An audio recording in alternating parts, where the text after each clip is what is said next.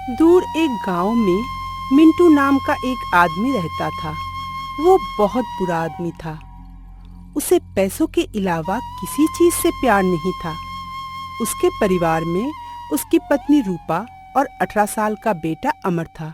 वो लोग गांव में अपनी पुश्तैनी घर में अपने पिता और भाई के साथ रहते थे।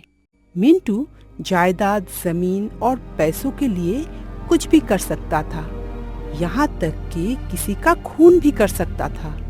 वो इतना शैतान इंसान था कि जब भी कोई गरीब गांव वाला उसका जमीन गिरवी रखकर मिंटू से पैसा उधार लेता था, मिंटू किसी भी तरह उस गरीब का जमीन हड़प लेता था।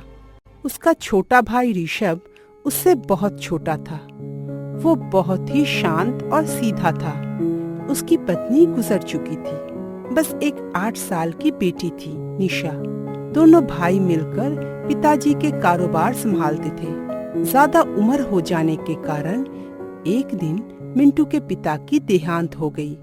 मिंटू के पिता के मौत के कुछ दिन बाद एक दिन मिंटू के पास एक वकील आकर कहते हैं, मिंटू साहब, आपके पिताजी एक वसीयत बना कर गए थे।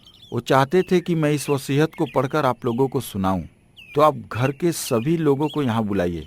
अरे वसीयत? पिताजी ने तो मुझे कभी ऐसा नहीं बताया। वो चाहते थे कि यह बात आप लोगों को उनके देहांत होने के बाद ही पता चले। अब तो उनका देहांत हो गया है, इसलिए मैंने सोचा कि आप लोगों को वसीयत सुना ही दूं। ठीक है, मैं अभी सबको बुलाता हूँ। कहाँ हो सब? ऋषभ, यहाँ आओ। सब वहाँ आ जाते हैं।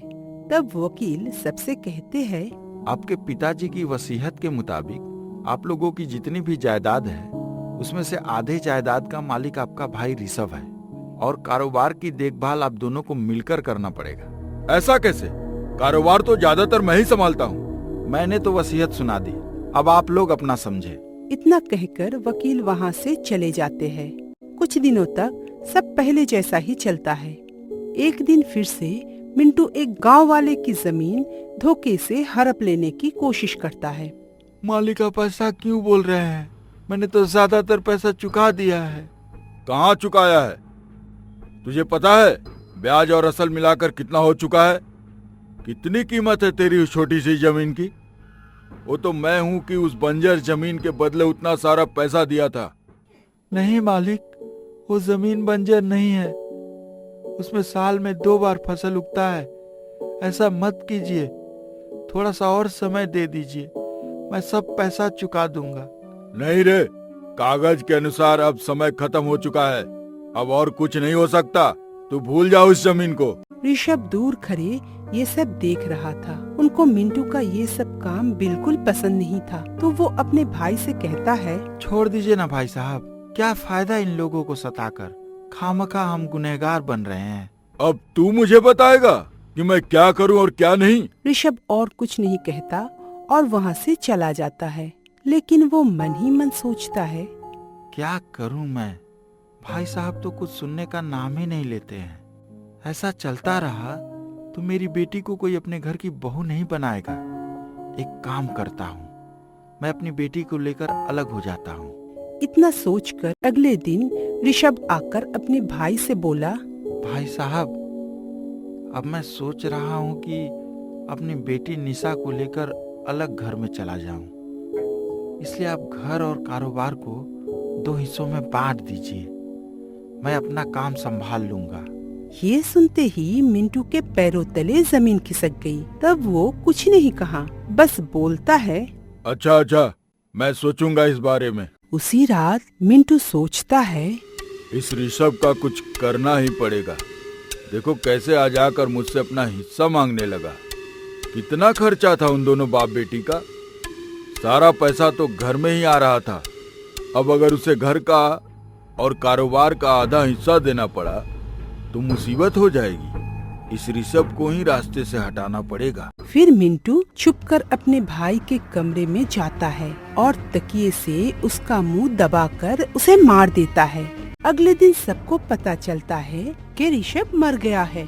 सबको लगता है कि वो नींद में मर गई। मिंटू भी बहुत नकली आंसू बहाता है। मेरा भाई मुझे छोड़कर क्यों चला गया?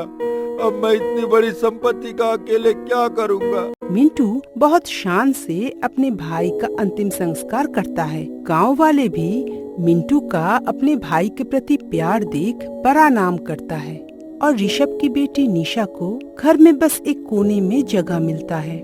समय बीतता जाता है। फिर एक दिन मिंटू दूसरे गांव के और एक बड़े व्यापारी की इकलौती बेटी के साथ अपने बेटे अमर की शादी करवा देता है ताकि उस व्यापारी के जायदाद हड़प सके। और होता भी ऐसा है। दहेज में तो मिंटू भर भर कर पैसा गहना लिया ही था। उसके बाद भी किसी न किसी बहाने अपनी बहू के द्वारा उसके मायके से पैसा मंगवाता रहता है। फिर एक दिन मिंटू अपने बहू से कहा, बहू, एक बात सोच रहा हूँ। हाँ बोलिए पिताजी। तुम्हारे पिताजी की तो बहुत उम्र हो चुकी है और वो ठीक से अपना कारोबार और जायदाद संभाल नहीं पा रहे हैं। तुम एक काम करो ना बेटी, तुम्हारे पिता की सारी संपत्ति तो तुम्हारी ही है, मतलब तुम्हारे पति का ही है। तो तुम अपने पिताजी से बात करके सब अभी से अमर के नाम कर दो, तो हम सब उनकी संपत्ति ठीक से संभाल लेंगे। ठीक है पिताजी, मैं बात करूंगी अपने पिताजी से। होता भी ऐसा है। कुछ ही दिनों में वो सारी संपत्ति भी मिंटू के हाथ में आ जाता है। फिर एक दिन उसका एक दोस्त उसे कहता है, अरे मिंटू, तुम तो दिन ब दिन काफी अमीर होते जा रहे हो। हाँ भाई, क्यों ना हूँ, मैं हूँ ही इतना समझदार। जानते हो, तुम्हारा ये पैसा रातों रात दुगना हो सकता है। कैसे भाई, मुझे बता।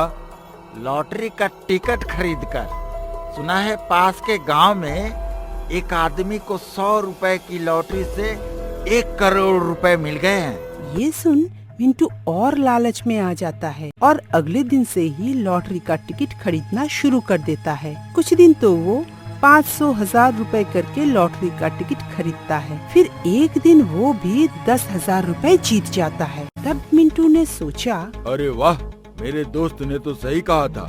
अगर मैं लॉटरी का टिकट खरीदता गया तो मैं भी कभी न कभी 1 करोड़ जीत जाऊंगा। उस दिन से वो भी ज्यादा लॉटरी के टिकट खरीदना शुरू कर दिया। वो हर रोज 10-15 हजार रुपए तक का टिकट खरीदने लगा। ऐसा करते करते कई महीनों गुजर गया। उसकी जमीन जायदाद सब कुछ इस लॉटरी के टिकट के वजह से बिक गया। फिर भी वो टिकट खरीदना बंद नहीं कर पा रहा था।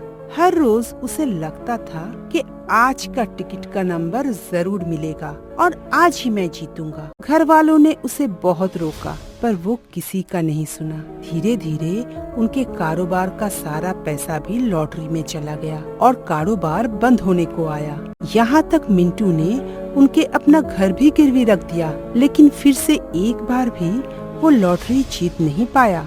तब उसने सोचा, मैं लुट गया, बर्बाद हो गया, मैं क्या करूं? हे भगवान, मैं क्यों लालच में पड़ा? ये आपने क्या किया पिताजी? अब हमारे पास बस थोड़ा सा कारोबार बचा है और ये घर भी गिरवी है। हम कैसे अपना गुजारा करेंगे? मुझे माफ कर दो बहू, अब मैं कभी लालच नहीं करूंगा। लेकिन अब पछताने से क्या फायदा।